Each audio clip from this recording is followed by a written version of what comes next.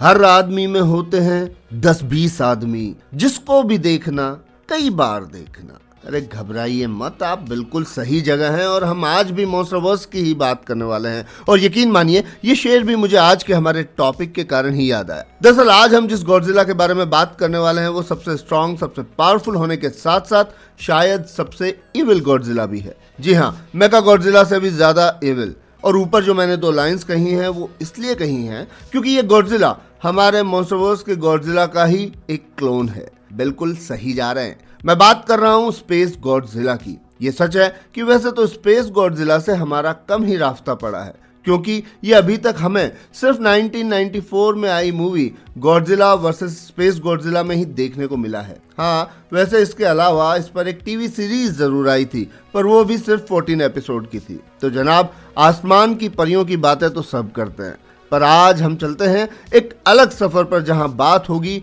आसमानी गॉडजिला की, बोले तो स्पेस गॉडजिला की। तो आखिर क्या है स्पेस गॉडजिला और ये कैसे और कहां से एग्जिस्टेंस में आया? तो बात दरअसल कुछ यूं है कि स्पेस गॉडजिला गॉडजिला का ही एक क्लोन है, और ये मैं आपको बता चुका हूं। ऐसा माना जाता है कि स्पेस में मौजूद गॉडजिला सेल्स किसी तरह एक ब्लैक होल में चली गई, जिसके बाद गॉडजिला का वो डीएनए किसी क्रिस्टलाइन ऑर्गेनिज्म के साथ फ्यूज होकर एक लाइफ फॉर्म में आ गया और फिर एक व्हाइट होल से निकल गया। अब किसी एक्सप्लोड होते हुए स्टार से जबरदस्त एनर्जी लेकर वो बड़ी तेजी से इवॉल्व हुआ। और इतना सब होने का एंड रिजल्ट क्या हुआ?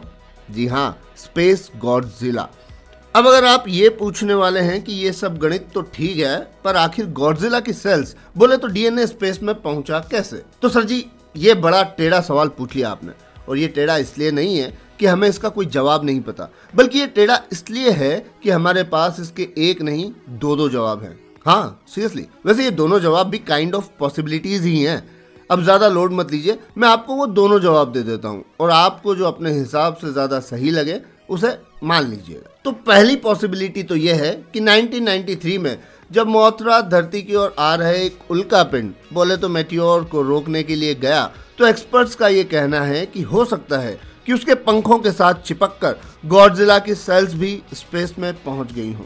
अब अगर इस वाली बात में आपको दिली सुकून नहीं मिला तो हमारे पास एक और पॉसिबिलिटी है, और वो ये कि हो सकता है कि ये सब बायोलांटे का करा धरा हो। अब ये तो आपको पता ही है कि बायोलांटे भी गॉडजिला का ही एक क्लोन था, और गॉडजिला से हुई फाइट के बाद उसने 1990 में अर्थ के ऑर्बिट को छोड़ दिया था और स्पोर्स के क्लाउड में स्प्लिट हो गया था। अब इसके बाद ये रिप्रोडक्टिव स्ट्रक्चर यानी स्पोर्स स्पेस में ही मूव कर रहे थे, और जाहिर सी बात है कि इनमें गॉडजिला का ही डीएनए था। तो ये ही डीएनए बाद में जाके स्पेस गॉडजिला बना। हाँ भाई लोग, तो आपको कौन सी पॉसिबिलिटी ज्यादा सही लगी? और अगर आपके पास भी इसको लेकर कोई नया ज्ञान है तो बिंदास उसका प्रदर्शन नीचे कमेंट बॉक्स में कीजिए। वैसे अपनी गॉडजिला वॉर्स टॉय लाइन में स्पेस गॉडजिला को इंट्रोड्यूस करते हुए ट्रेंड मास्टर्स ने एक अलग ही ज्ञान दिया था। उनका कहना था कि ब्लैक होल और व्हाइट होल जैसा कुछ नहीं था, बल्कि बायोलांटे की ये सेल्स स्पेस में पहले से ही मौजूद किसी अननोन क्रिस्टलाइन लाइफ फॉर्म के साथ मिल गई, जिस कारण स्पेस गॉडजिला बना।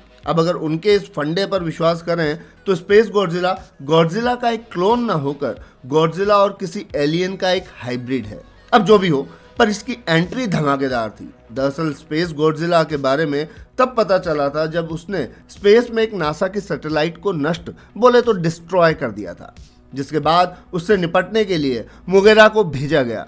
मोगेरा को हराकर स्पेस गॉडजिला बर्थ आइलैंड पर उतरा और उसने लिटिल गॉडजिला पर अटैक कर दिया, जिसे बचाने के लिए वहां उसका ओरिजिनल वर्जन गॉडजिला आ गया, पर वो भी स्पेस गॉडजिला को रोक नहीं पाया। सच कहूं तो अपनी टेलीकाइनेटिक स्किल्स से उसने गॉडजी की वाट लगा दी। इसके बाद स्पेस गॉडजिला और मोगेरा की एक बार फिर से जबरदस्त फाइट हुई।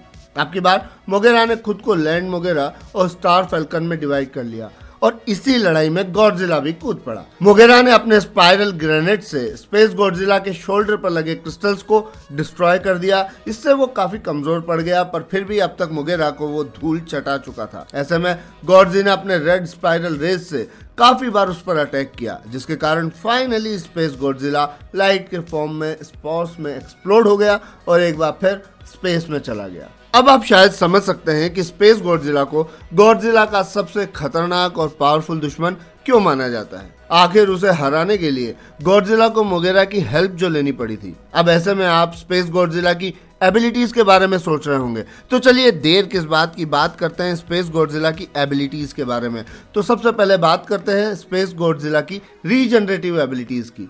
ये इस मामले में गॉडजिला से भी 2 कदम आगे ही हैं। इसकी जी सेल्स इसकी चोटों को काफी जल्दी ठीक कर देती है, इतनी जल्दी कि कई घाव तो लड़ते लड़ते ही हील हो जाते हैं। पर हाँ, इसके शोल्डर्स पर लगे क्रिस्टल्स फिर से रीजनरेट नहीं हो सकते, जो विदाउट डाउट इसके लिए एक बड़ा नेगेटिव पॉइंट है। इसके अलावा स्पेस गॉडजिला अपनी मर्जी से एक क्रिस्टल शील्ड तैयार कर सकता है। इसे फोटोन रिएक्टिव शील्ड कहते हैं, और इस शील्ड से स्पेस गॉडजिला जहां एक और खुद पर हुए अटैक से बच सकता है, वहीं ये एनर्जी बीम्स को रिफ्लेक्ट भी कर सकता है। इस तरह से इसकी ये एबिलिटी इसके डिफेंस और अटैक दोनों ही काम आती है। साथ ही साथ स्पेस गॉडजिला अपने मुंह और कंधों पर लगे क्रिस्टल से एक एनर्जी बीम भी फायर कर सकता है, जिसे कोरोना बीम कहा जाता है। येलोइश ऑरेंज कलर की ये बीम बिजली की तरह होती है, और इसके आगे की तरफ एक ब्लूइश कलर का एक टिप होता है, जो पहले तो अपने टारगेट पर अटैक करता है, फिर ब्लास्ट हो जाता है। बोले तो यहाँ भी 2 in 1 मामला है। और सबसे बड़ी बात यह कि स्पेस गॉडजिला टेलीकाइनेसिस की हेल्प से इस बीम की स्पीड और डायरेक्शन को कंट्रोल भी कर सकता है। अब टेलीकाइनेसिस के बारे में तो मैंने आपको बता ही दिया, और इस मामले में स्पेस गॉडजिला काफी एडवांस भी है। वो जियोकाइनेसिस और एनर्जी मैनिपुलेशन में भी मास्टर है। यहाँ जियोकाइनेसिस से मेरा मतलब है कि वो अपने आसपास की जमीन को कंट्रोल करके क्रिस्टल्स फॉर्म कर सकता है, जो उसके लिए एक डिफेंसिव शील्ड तैयार कर देते हैं। टेलीकाइनेसिस का ही एक और फॉर्म भी है जिसे स्पेस गॉडजिला यूज करता है, और यह है ग्रेविटी टॉर्नेडो। सिंपल और सीधी भाषा में इसकी हेल्प से ये अपने दुश्मनों को हवा में उठा सकता है। आप समझ जाइए कि इसके सामने अच्छों के पैरों के नीचे से जमीन कैसे सरक जाती है। वैसे लड़ाई अगर जमीन की जगह हवा में हो रही हो, तो वहाँ स्पेस गॉडजिला के पास एक स्पेशल एबिलिटी है, पर यह एबिलिटी केवल ये अपने फ्लाइंग फॉर्म में ही यूज कर सकता है, और यह है फोटोन हुरिकेन। इसमें space Godzilla ring shaped electromagnetic wave emit करता है, जिससे इलेक्ट्रिकल इंस्ट्रूमेंट्स की वाट लग जाती है। मोगेरा पर कोरोना बीम के साथ साथ इसने फोटोन हुरिकेन का भी यूज किया था। कुल मिलाकर स्पेस गॉडजिला की कई ऐसी एबिलिटीज हैं जो मॉन्स्टरवर्स गॉडजिला से काफी अलग हैं, और यही उसे मॉन्स्टरवर्स गॉडजिला से काफी अलग और स्ट्रॉन्ग बनाती हैं। वैसे मुझे तो नहीं लगता कि उसकी इन एबिलिटीज का कोई जवाब मॉन्स्टरवर्स गॉडजिला के पास है, पर केवल तब तक जब तक ये लड़ाई दूर से हो रही है। जी हाँ, अपनी हैवी बिल्ट और छोटे आर्म्स के कारण स्पेस गॉडजिला मेली कॉम्बैट में शायद मॉन्स्टरवर्स गॉडजिला का सामना नहीं कर सकता। साथ ही अगर अपनी एटॉमिक ब्रेथ से गॉडजिला उसके शोल्डर क्रिस्टल्स को तोड़ दे, तो उस सिचुएशन में भी स्पेस गॉडजिला उसका कुछ नहीं बिगाड़ सकता। और वैसे हम ये कैसे भूल सकते हैं कि जल्द ही हम मॉन्स्टरवर्स गॉडजिला को इवॉल्व होते देखने वाले हैं। अरे शीमो के साथ होने वाली फाइट में, तब शायद उसमें भी कुछ नई एबिलिटीज डेवलप हो जाएं जो स्पेस गॉडजिला की वाट लगा सके। वैसे मॉन्स्टरवर्स गॉडजिला और स्पेस गॉडजिला में आपको किसका पलड़ा भारी लगता है, हमें कमेंट बॉक्स में जरूर बताइए। वैसे इससे पहले हम मॉन्स्टरवर्स गॉडजिला की भी एबिलिटीज पर एक डिटेल्ड वीडियो लेकर आए थे। अगर किसी कारण से आपने उसे मिस कर दिया है तो टेंशन न को, डिस्क्रिप्शन में लिंक है, बिंदास क्लिक करो और हमें कमेंट सेक्शन में बताओ कि आपकी नज़र में स्पेस गॉडजिला या मॉन्स्टरवर्स गॉडजिला में से कौन सा ज़्यादा स्ट्रॉन्ग और पावरफुल है। साथ ही वीडियो को लाइक करना और चैनल को सब्सक्राइब करना भी मत भूलिएगा। तो फिलहाल के लिए इतना ही, मैं आपसे जल्द ही मिलता हूँ हमारी नेक्स्ट ऐसी एक और फाड़ू वीडियो में। तब तक के लिए खुश रहें, मस्त रहें और तंदुरुस्त रहें।